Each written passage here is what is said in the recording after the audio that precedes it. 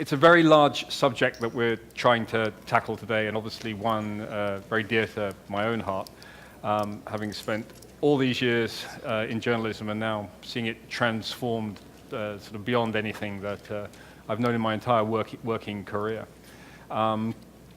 The advent of they always say, the future is already here, it's just unevenly distributed, and I think that applies to media now more than ever before. And it's a world in which the little pieces are changing and changing at very uneven paces. But it could be, I've always hoped this will be the great flowering of a new golden era for journalism. I've always been very skeptical of the view that somehow that the digital journalism and social media have come along and the golden era of journalism was somehow destroyed. I've always believed that the next golden era of journalism is always ahead of us. But we have a very distinguished panel to discuss this, how our media landscape is changing, and what I will ask each of them to do. I'll introduce them very briefly. You have full details of all of them in your folders, so I won't go into the extended bios. But I will ask each of them to give a brief description of how they see the media landscape now from their particular perspectives, and we'll take the conversation from there. So on my immediate left is Cami Croft, who is Chief Digital Officer with Amnesty International. To her left is Suzanne Nossel, Executive Director of PEN, and to the extreme left is Monique Ville, the CEO of Thomson Reuters Foundation. So I will, if I may, ask Cami, as you're closest to me, if you could just tell us how you see the digital landscape changing and what impact it has made on the journalism that you are involved with. Sure. I want to, I think, first tackle this question, and I think we'll get into a little bit more discussion later, by detailing a little bit about my story in the digital landscape. I've been at the intersection of digital and politics for almost about 15 years now, which makes me one of the oldest people in the digital and politics landscape.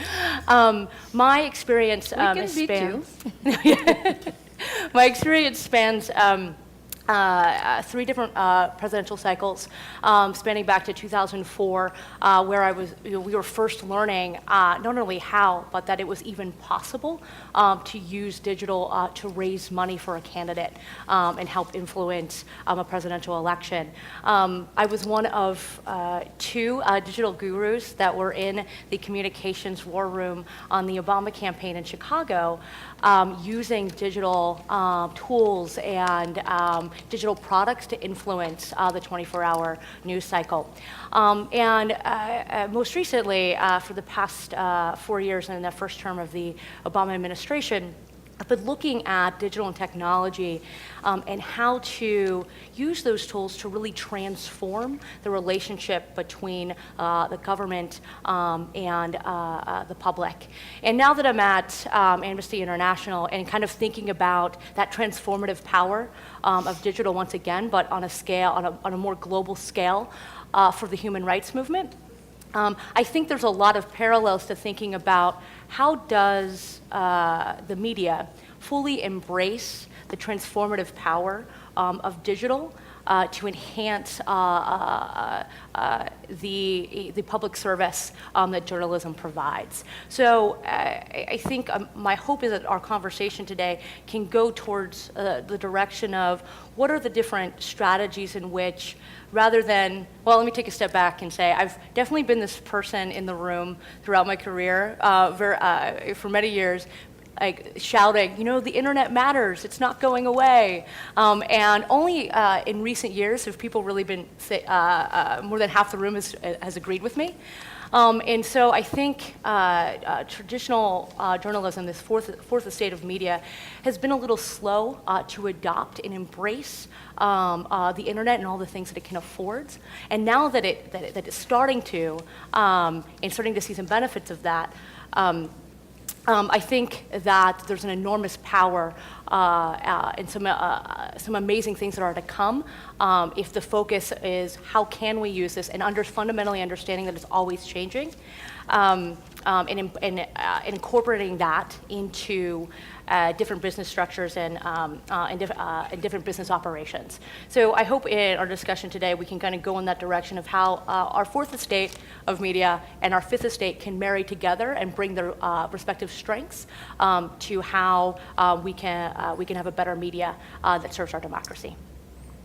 Suzanne, how does the media landscape look to you from where you sit? Sure. I mean, I am at PEN, which is the Writers' Organization for Freedom of Expression. So we focus very heavily. We represent around the world about 20,000 writers, probably, we don't know the exact number, but a quarter to a third of whom are journalists. So our work has been transformed fundamentally by the challenges of digital and online. And, you know, the examples are everywhere. I mean, things that just were unimaginable. I mean, one of my favorites from the last few weeks is the exchange between the foreign minister of Iran and Christine Pelosi when the foreign minister sent out a message of Happy New Year to the Jews, and she wrote back, it would be better if your government hadn't denied the Holocaust. And he wrote right back to her and said, that wasn't the Iranian government, that was the preceding president, Ahmadinejad. And she thanked him very respectfully. But that's just an exchange that would have been unimaginable even 5 years ago, and that was out there for everybody to see and witness. And the examples are everywhere. When I was looking at some remarks that I delivered just a few months ago, I think about 4 or 5 months ago, and I touched on, you know, one piece was the rampant surveillance in repressive societies, and now, you know, the debate and the dialogue has transformed completely, and the focus is all on the rampant surveillance in what we thought were open societies. So for PEN, we focus on what's changed, what hasn't changed, and what it means for those of us in the business of defending free expression. And just for the sake of brevity, I'm going to start out with just a few things that have changed.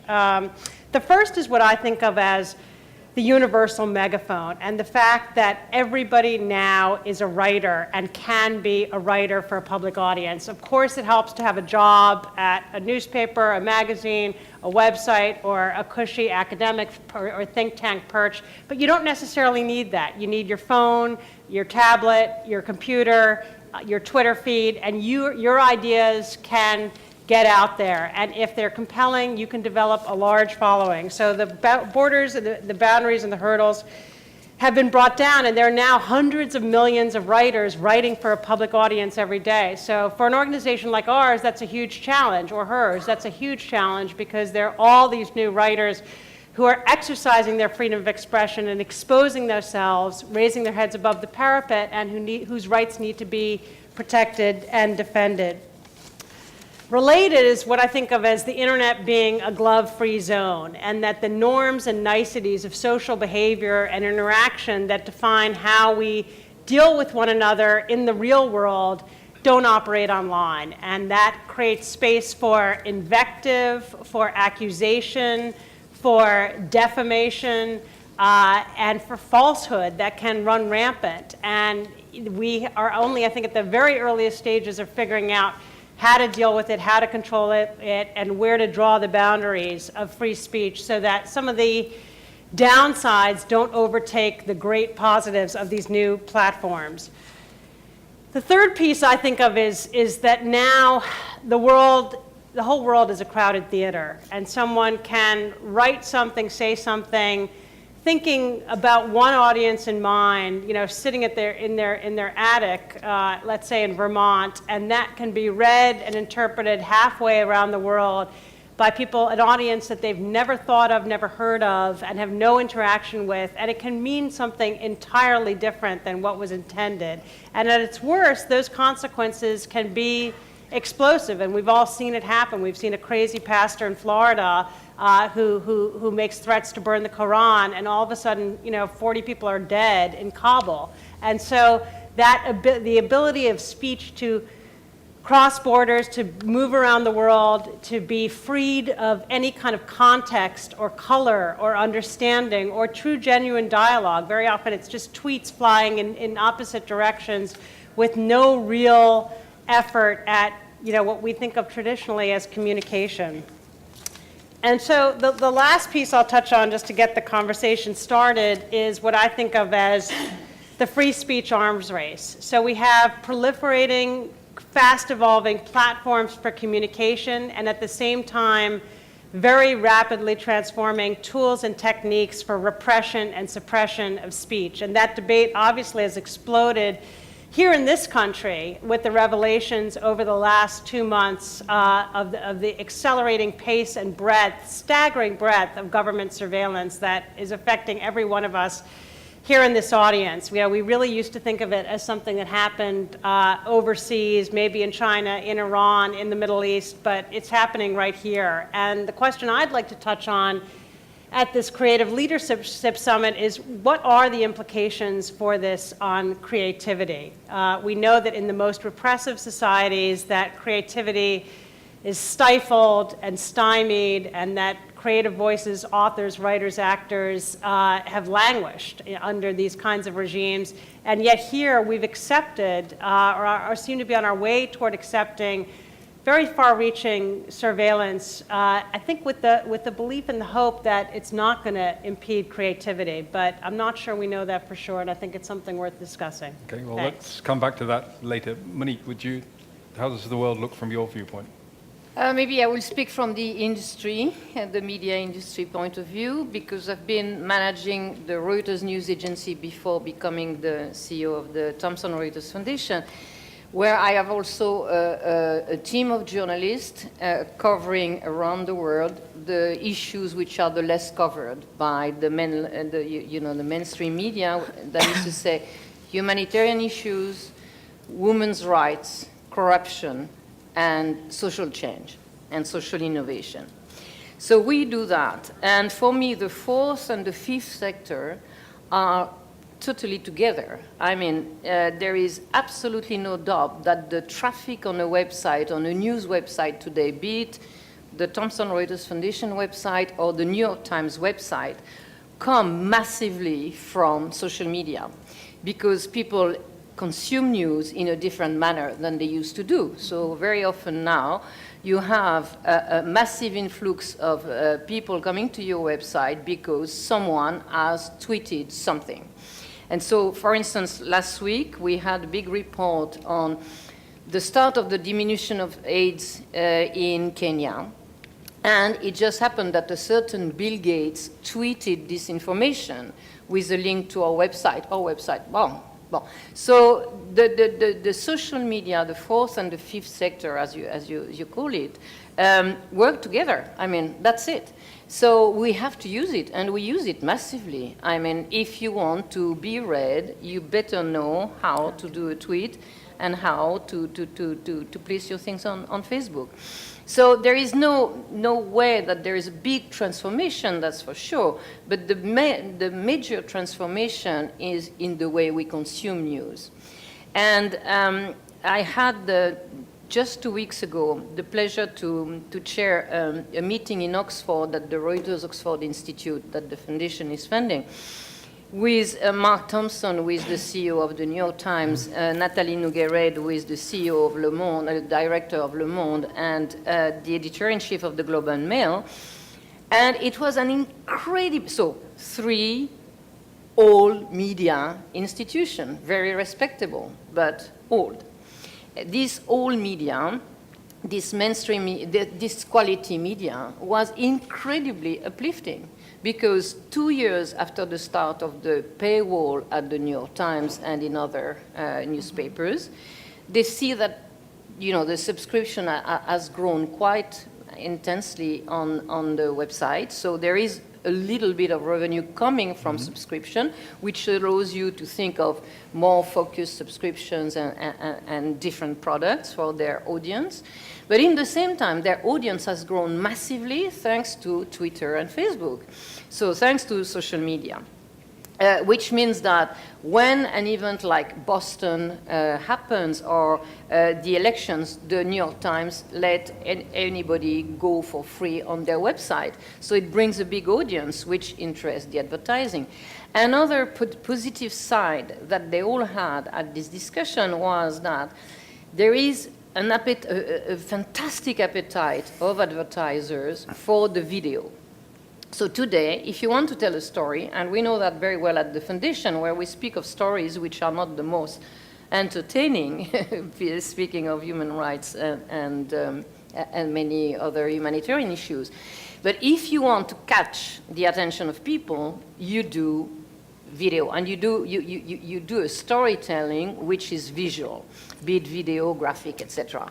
And so we do that a lot.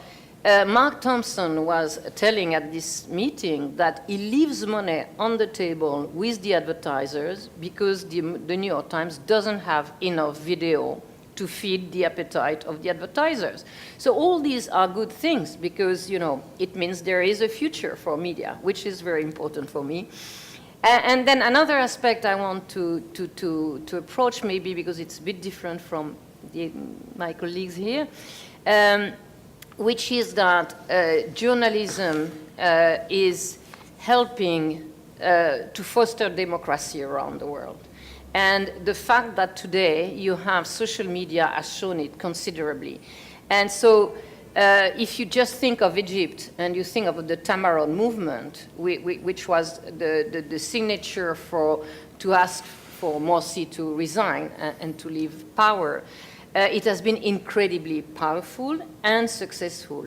And we see in Egypt now a new era of bloggers as we have never seen before. And they are now the real voice of the Arab people. So it's a very interesting phenomenon that I would like to go further on in Egypt, because we have created a website in Egypt called Aswat Mazria, in Arabic, of course. The foundation has done that because journalists we had trained in Egypt before the revolution came to us after the revolution saying, there is going to be elections in Egypt, and we have no access to independent news and unbiased news. So could the foundation help?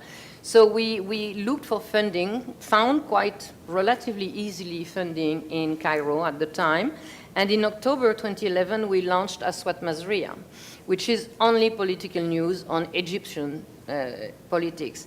In 1 year, it has been such a success because it's the only independent website that the founders asked us to go for 2 more years. So now we are bigger with Aswat Mazria, and we also cover women's rights, which is a big issue in Egypt, as we all know, and many others. So, you know, being digital, being social media, etc., is for me absolutely in line with being accurate, unbiased, and reporting facts as they are. So if anyone, I think as Suzanne said, you know, if anyone can be a publisher, and these days most everybody is, if you only need a cheap iPhone, an iPhone at least, to take and produce video, if most of the distribution is this short-form journalism with tweets and other forms of social media, what's the point of there being any traditional media? The question is to me? Yeah. With pleasure. I think that... Why does Reuters exist then? I think that at some point, it's very good to have, you know, when a big demonstration happens in Tehran and you cannot cover because your journalists are closed in the office by the authorities, you are very happy to have social media and people who send you pictures and films, etc. So you have to vet if they are faked or not, if they are authentic, if they are genuine. But that is a very good source too. So it's a new source, and it's new sources for the traditional media. So it's fantastic to have all these sources. But the fact that you have still journalists who know how to make sure that the product is genuine, that it is not faked, that it is that you can check the story and then you can put an analysis beside it and put it in perspective is absolutely crucial. So, you know, you have seen that to all the big events in the last few months. If you take Boston, if you take many others, you still need reliable information. So trusted sources like Reuters, but also like AP or competitors, or like the New York Times or the Wall Street Journal or Le Monde are still absolutely crucial. So if I can, one thing I want to add here is that and I don't think this has changed in a big way. At the core is that traditional media, this fourth estate, has always been about elevating what matters. It's just the number of sources and the number of channels have exploded. Yeah. And if anything, there's more noise to that. And I think what a really good journalist brings to the table is the ability to tell the story of what's important out of all of those sources, bringing in those sources to validate that point. And there's a credibility and authority that you get from that you don't otherwise achieve. So I think that's where they marry together in the best way. Let me just add one little piece. I agree with everything you've touched on, but it's investigation, and the kind of superficiality of a lot of this citizen journalism, which is, it's great for its immediacy and its range, but what it often lacking is depth. It lacks is depth, which is the ability to follow a story and dig out facts, weeks and months of probing, deep relationships that people need to have with sources in order to really uncover the trail of, whether it's Chinese corruption or Google not paying their taxes, as Reuters did 6 months ago. Yeah, uncovered 6 months ago after a long. And I think also in that investigative point, so we also have to realize that yes, we in our developed nation, actually only to some degree, have easy access to being content creators and to being our own publishers. But not everyone does. There's a great digital divide, both here in this country and abroad, and we're only seeing part of the story. From the noise that we are getting. So to that investigative point, there's other voices, especially when it comes to rural and low income and some of the folks who need a voice the most that you otherwise don't achieve without that investment. I think in some of in that expertise. But to play devil's advocate here, is that voice now getting exposed and getting heard through existing mainstream commercial media? I think to where it was before, absolutely. Is there room to grow? Yes. There's if I think about some of the things, some of the challenges in China where folks are trying to access different channels by which they can communicate with each other, and those sites and those networks are shut down very quickly, and they go back up really quickly because everybody knows the code to throw it up really quickly. There's and not just here, but also here domestically, there are impoverished communities and rural communities that just don't have access to the same channels that we do, and those voices, I think you can see it in some of the lack of debate that we have around poverty and other things of that nature, because we're not allowing those to bubble up because they never get the chance to even click or tweet or like that thing on those channels because they don't have the same access to technology. So should that access be a universal right? Yes. Oh yes, definitely, absolutely. But the Chinese take that access also as a right. I mean, Weibo is the most. You can write anything on Weibo, which is the Twitter, the Chinese Twitter, and then, as you say, they can be censored at some point, but it always come on Weibo, and then if you follow, you can be informed. I mean, they take people can speak, Except, I mean, the counter argument to that is that one, there's a lot of self-censorship. Two, as you say, the censorship can actually be hard censorship.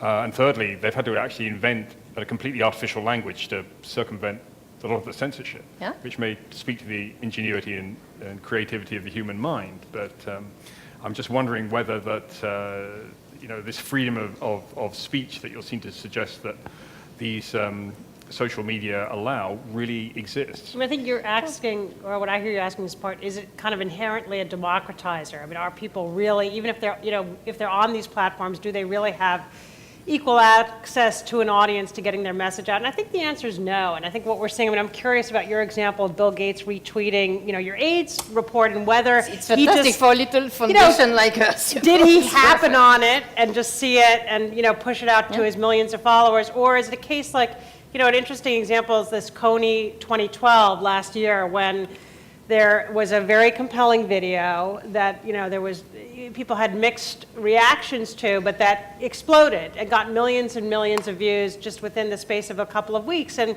it turned out that wasn't just an accident. It was very carefully seeded and planted with celebrities so that they pushed it out and kind of circles multiplied, and there was a ripple effect. But I think what we're seeing is with this cacophony of writers, hundreds of millions of writers, you need, as a reader, ways of sorting. And those ways of sorting are tied to who has influence, who owns the channels, who has the resources to push their message out. And so I think we don't want to lose sight of kind of following the trail and seeing what role governments, what role corporations, what role traditional sources of power are having in influencing what might on the surface appear to be this kind of fully democratic, equal access type of platform. But your Coney example is very interesting because it's said of social media that it's coming from trusted sources, i.e. people and people you've got some experience in following.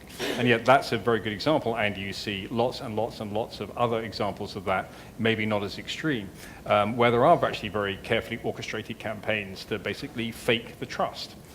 So there's a great piece this morning about how that's happening on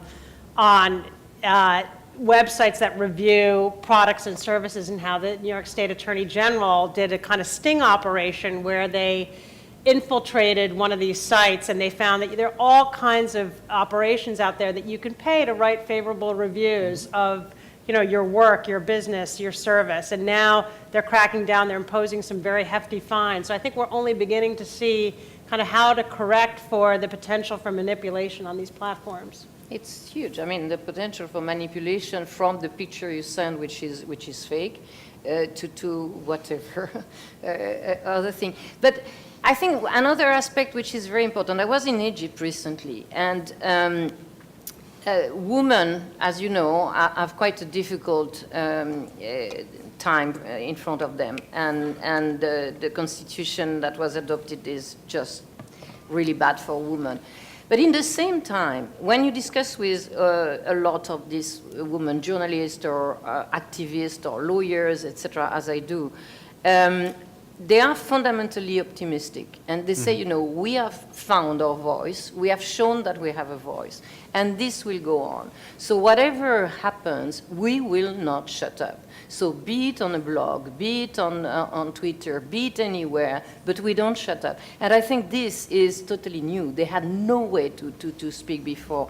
And the power of that will be seen in the future years. So I'm personally quite optimistic. Of course, you have a lot of rubbish. Of course, you have a lot of, but fundamentally, it gives to people a tool and the way to speak for themselves and have their voice heard, which is very important. I think that may be a good point to have some voices heard from the floor, because I rather imagine there's a lot of questions that people want to ask. So let's open it up. John, yes. Can you just wait till the microphone arrives, and perhaps you could just briefly identify yourself before. Thank you, John Allen, World Policy Institute. And I have a question for Monique. How realistic is the threat of another War of the Worlds, Orson Welles event using the global social media? Is that a real threat? Can that kind of event happen? Panic? Probably it would be quicker discovered, because you will have the immediate, but of course it always exists because it speaks to credibility of the people, to the good story behind. But I think that you can very quickly discover something which is wrong or fake, very quickly. And you will have people that will. Either of you wish to add a thought to that? No? Okay. Do we have another question?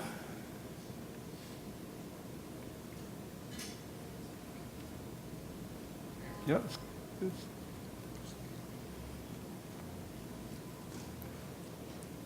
Thank you. My name is Edward Tenner. I'm an independent writer and editor. And my question to all the panelists is, what would you say to a young person considering a professional career in journalism or as an independent writer? A golden age might be ahead for the people who have positions or influence, but what about somebody who's starting out? And is the trend toward unpaid contributions really working to the disadvantage of the kinds of in-depth reporting that we all would like to encourage? Would you like to take first stab at that? I can. It's a business model question as much as anything, so maybe. Yeah. I think, something very interesting is that in the journalist schools around the world, you have massive afflux of women and girls. So in some schools, in the developed world, you have up to 90% of the students who are girls.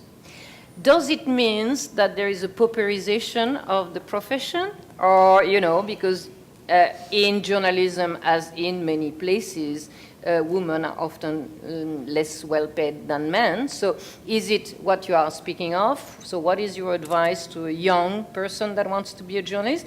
I will say, if you are curious, if you don't want to make loads of money, if you have other interests in your life, yes, be a journalist, please. But don't expect to make as much as your friends that would be lawyers or bankers, etc., because you need to have the same education, the same diplomas, etc., to do it. But the fact that more and more women goes into this profession is, in my view, very interesting, because it transformed the way news are made also. Because when it was a totally masculine world, well, you had much less human interest stories, human angles, etc. So you can tell that the afflux of women in journalism, which I have seen because I'm not very young, as you can see, and I started long ago, and when I started, we were very few journalists. And so journalism has transformed, and maybe because today, when you take the Wall Street Journal or the New York Times or whatever authoritative newspaper around the world, you see at least 3 features in the headlines of the front page. Never happened 10 years ago. This is a new phenomenon. Is it because there are more women? I don't know, but there is more interest for this kind of news rather than the hard political or diplomatic news. Yeah, I mean, a couple of things. I would say, it's all, this whole discussion points to so much of what's exciting. The ability to bring stories to new audiences, the ability to transcend traditional cultural boundaries, to have your work heard and read and absorbed around the world. And I think the flip side of it, though, is, not expecting it's true, not just in journalism, but in so many fields that are being affected by digital transformation, not to expect the traditional path necessarily. Thinking about, doing journalism in the context of a PEN or an Amnesty International, where you're maybe digging out the facts on a human rights story, or you're documenting the situation of writers under threat in Tunisia, or what's happening right now in Syria and publishing human rights reports, or thinking about working for an organization like ProPublica, which is a public interest organization that funds and supports investigative journalism and distributes its material through a whole range of media outlets, or thinking about doing video for an NGO that might produce material that's ultimately aired on the New York Times website. So there are all kinds of new models that are emerging and becoming salient, and all kinds of new actors that are playing an increasingly important role in bringing what we used to think of as news, but what is really just information and analysis, bringing that to light through new channels. And I would answer that, like, kind of piggybacking a little bit on what you just said, thinking about a non-traditional path, rather than striving to be an editor-in-chief, I would think about it as striving to be a curator-in-chief. and thinking and having a really thorough understanding of the fundamentals of good storytelling, but how to do that across many different channels. How can you embed different Twitter feeds? How can you use animated GIFs? How can you use Tumblr? How can you use all of these channels that haven't even been embedded yet to really tell that story and be pulling in all of those different all of those different sources in doing so. And I think that we've kind of seen some forays into this in media with organizations or companies like Upworthy, which doesn't create its own content. All it does is hire a team of curators that is going out and trying to find information that inspires people and inspires them to act and take part in their communities, and curates that into a platform that they can distribute across all those channels so people can see and review and take part in that. So do we think from that the word journalism, the traditional understanding of the word journalism, is now completely redundant? Is Redundant? journalism? In the British sense, meaning Journalism in the British a sense? profession that should be laid off. Is that No. there's a British notion of redundant? Has seen its time. No, of course not. Of course not. I mean, journalism and quality journalism will be needed more and more because, as we discussed before, you have this flurry of spontaneous sources, but you still need the analysis, the quality, the make sure that it's not rubbish you are reading, and that it has been checked. It's very important to check an information. It's very important to know what is the source of the information, because if you don't know the source, you start to be in a very bad position. So of course not, journalism is not dead at all. I mean, the media, that is to say the print industry, is very quickly vanishing all around the world, exception like in India, where the circulation is growing. So, But I think there's... But yeah, just let me... It is the industry which is changing. The print industry is dead. Long life to the iPad and the online industry, which is exactly the same. It's the same quality from the same or new. I mean, you were speaking of ProPublica. There are many investigative groups now which have flourished around the world, which are really doing a fantastic job of putting the light on corruption in their country, etc. This is extremely important, but still they need not the traditional media, but the quality media, the quality journalism that puts it in perspective. But is that role, I mean, I don't disagree that, the world still needs sourcing, it needs filtering, it needs authentication of information. But is that not something that PEN or Amnesty can do as well as Reuters?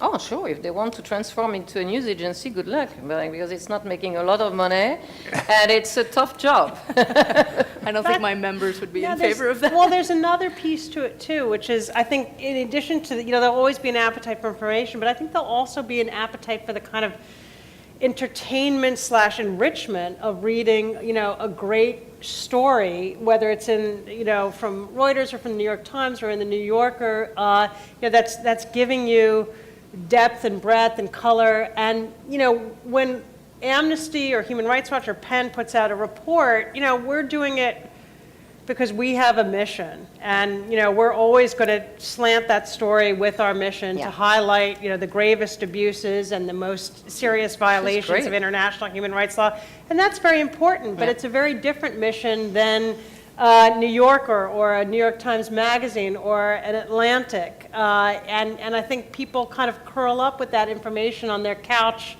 in a very different way, and in a way that, whether they're holding the magazine or they're holding their tablet, that is always going to have its place, and that hasn't lost any of its power. So no one is curling up with Amnesty International reports? Not that I've heard. No, not the way that they're An currently anecdote. formatted. I was in Washington, D.C. Last week, and I had 1 hour and a half for me. So I went to see something I had never seen, the Museum of News, which is fantastic. If you don't know, go. And they had an exhibition on Kennedy, because it's the 50 years of the assassination of John Kennedy. fascinating, absolutely fascinating, all the films, etc. They explain how television started. I mean, television news stories started there, etc. It was very good. But after, at the airport, when I came back to New York, I saw a Vanity Fair on Kennedy. So I bought it. And I'm learning tons of things that I had never read before. So trusted newsmaker, Vanity Fair, on Kennedy, which you think, I know by heart everything. Not at all. They found a way to give you a lot of pleasure and a lot of interest. So, you know, long life. Well, score one for traditional media then. Do we have another? I think did the hand go up over there? Did I see earlier? No? Yes? Yeah, go on. Hi, Laura Vernier with Blouin News. I have a question about linguistics, which maybe Suzanne might be best equipped, because I know Penn works a lot with works and translation, but you've all talked a lot about this new wave of bloggers and these hotspots that maybe have a new voice. Do you think that journalism is going to evolve into a more multilingual kind of field? Do you think there's a growing appetite for things in translation? And do you think that journalists are sort of going to turn more, not turn, but become translators alongside their first profession? Yeah, it's a really good question. I mean, we do a lot of work at Penn on translation, and you know, one of the sort of startling facts that I've learned is that here in the U.S., fewer than 5% of books that are published are books that originated in another language, and elsewhere in the world, that figure is closer to 50% throughout most of the world. So the U.S. is a real desert for hearing the voices of writers who write in other languages. And we have a program where we fund the translation of literary works that otherwise would not make it to a U.S. audience. And what we find is over 80% of those works are picked up by U.S. publishers. So when you can get it into English, there is interest and there is a market. And I think it's a really good question to raise about how this will play out in journalism and how good a job we're doing in bringing journalistic product that originates in another language to an English-speaking audience, and whether the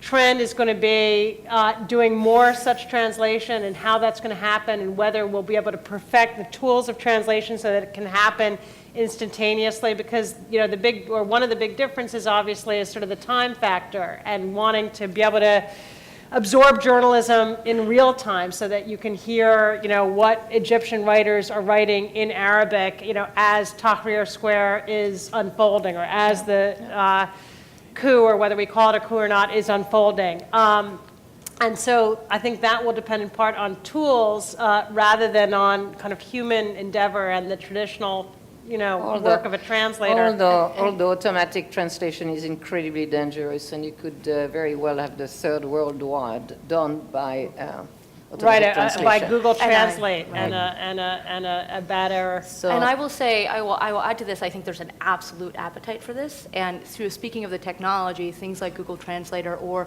also crowdsourcing mechanisms for translating tweets that were happening during Arab Spring, for example. There's a lot of investment in the technology industry to figure out something where technology can have an answer to, because it's such a otherwise not a cost-effective thing to do, to be able to translate everything. So I think in the next 5 years, we're going to see vast improvements, as we already have seen in the last 5 years, of what technologies can come to bear that help us kind of bridge this language divide. If you allow me, I disagree on that.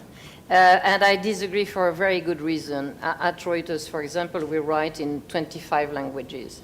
And none a story is the same in all the languages, because you have a different angle. If you are French, you want to read the French angle. If you are Pakistanis, you want to read the Pakistanis angle, etc., etc. So news is so diverse around the world that there is no automatic translation that will be the holy grail. It doesn't exist.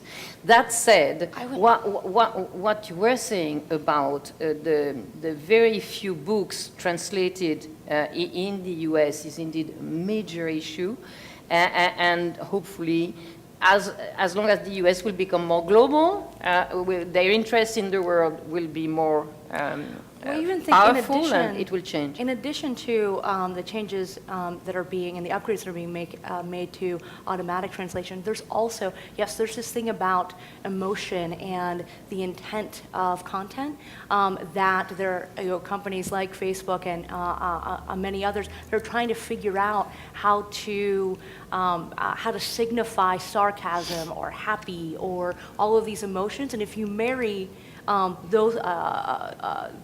the progress that's being made there, also with automatic translation, I think technology is going to, much in the same way that it has in the past 10 years, is going to completely change how we're consuming information for the next 10 years. I think the one thing that we can certainly expect is that it's going to continue to change at a very rapid pace, and we got to bake that into how we do business and how we work. Yeah, I think this is a genuinely unanswered question that I think is interesting because one thing I've also learned, focusing a little more on this question of translation in the literary world, is, what the job of the translator is, and there's incredible depth to it. It's not, it's nothing like a mechanical or rote process. And the translators, if it's a translator of poetry, they're really a poet themselves also. And if it's a translator of a novel, they're a novelist as well. And so, to what extent technology, even at its best and most refined, will ever be able to replicate that, I think we truly don't know.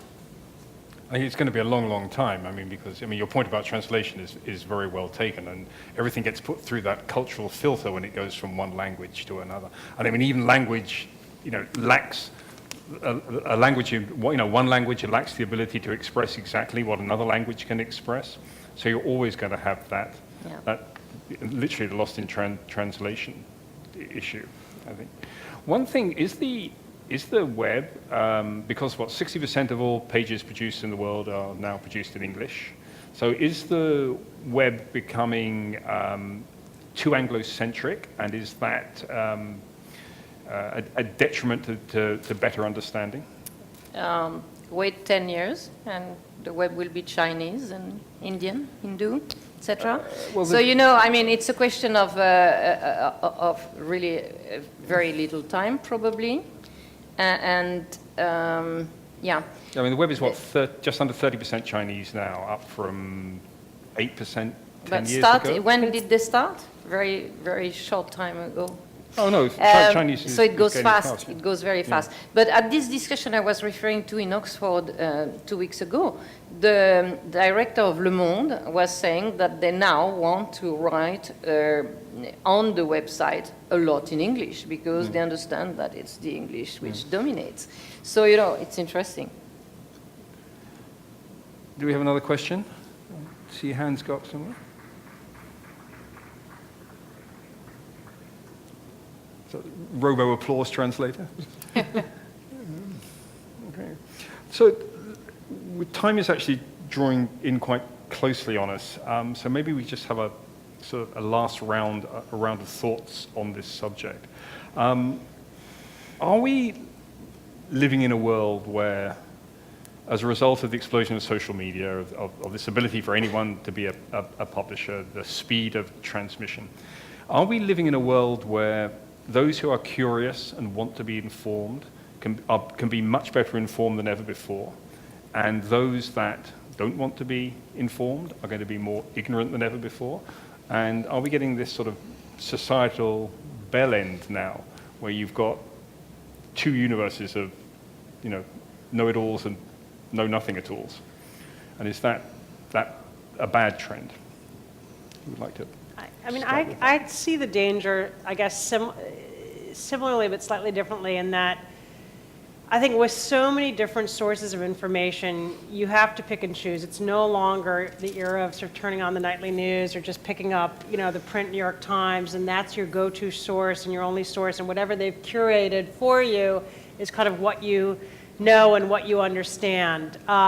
Everybody now is consuming from multiple sources, and I think the risk is really in how we pick and choose those sources, and whether we kind of curate for ourselves a universe that is what we want to hear and see and understand, and whether we exclude viewpoints and information that fall outside of that, whether it's foreign news sources or whether it's a political viewpoint that we disagree with, or whether it's a topic or a perspective, rural women, let's say, that we just don't care much about, and whether this method of accessing information makes it just a necessity to curate for yourself, and very, very easy to exclude information and points of view that we choose not to assimilate.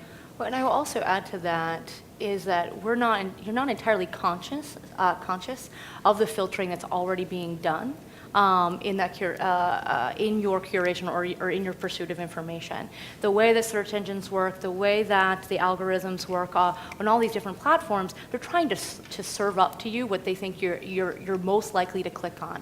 And oftentimes, that is information you've already been exposed to and based on a certain demographic data that you've already put forward. So you have to really try hard to find information outside of your existing worldview and point of view. And I think that the more that you're aware of that and really understand that, you're going to be more well-rounded for it. And I also think it's a trend that we should be mindful and watchful of, because we're creating pockets of likes, people that fit into some box over here, and people that fit into another box over here, and we're not necessarily sharing each other's point of view across those boxes. So I think that's an important point to be aware of, in this evolving and ever-changing space. Yeah, I think you're right. The danger is that you customize your news, so you know what you are interested in and you receive only the ones you are interested in. But guess what? Every time you take a newspaper or a magazine, you always read the one that you didn't want to read because it's just put there, and you discover something else. So, and this is what you call culture, because it is what enlarges your horizons. So indeed, the restrictive horizons of people can be massively impacted by the new way we consume news. But still, we have now access to all documentaries online, all films online we never had before. It's fantastic. And I think I also want to add to this is that, I had this professor once who would say, if it bleeds, it leads, lending to, content that, generated some drama or controversy that would dominate, being above the fold. I think today it's more about if they click it, pick it, and sometimes if they're clicking it, it's not the thing that you should lead with. And I think, for example, when CNN.com did a homepage takeover around Miley Cyrus's Video Music Awards performance, as opposed to talking, for example, about the Colorado floods that were happening and devastating that area, this is where journalism will not die, in that there's always this need for us to bring information into the public interest, that despite us wanting to click on the latest Miley Cyrus thing, that it's important for us to be exposed to that other information. And I think it's, again, like that click it and pick it kind of approach is also something to be wary of in the future. My early days, I used to have a news editor who always said to me, don't get it right, get it written. So the world has clearly changed a great deal.